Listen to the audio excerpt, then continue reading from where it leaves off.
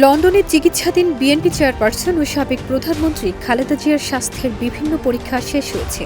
বৃহস্পতিবার লন্ডন ক্লিনিকে চিকিৎসকরা তার স্বাস্থ্য পরীক্ষার পর বেশ কিছু পরামর্শ দিয়েছেন। ব্রিফিংয়ে এমনটাই জানিয়েছেন খালেদা জিয়ার ব্যক্তিগত চিকিৎসক এবং বিএনপির স্থায়ী কমিটির সদস্য অধ্যাপক ডাক্তার এজেড.এম. জাহিদ হোসেন।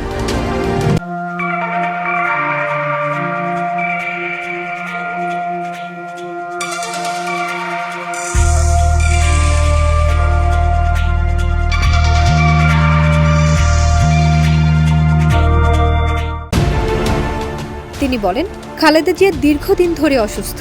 তিনি নানা রোগে আক্রান্ত হয়ে বিভিন্ন সময় এভারকেয়ার হাসপাতালে 15 বার ভর্তি হয়েছিলেন।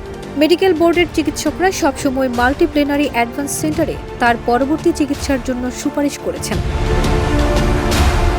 মঙ্গলবার রাতে উন্নত চিকিৎসার জন্য বাংলাদেশ থেকে কাতারের আমিরের পাঠানো বিশেষ এয়ার অ্যাম্বুলেন্সে লন্ডন যাওয়ার পর বিশেষায়িত হাসপাতাল দ্য লন্ডন ক্লিনিকে ভর্তি করা হয়েছে বিএনপি চেয়ারপারসনকে।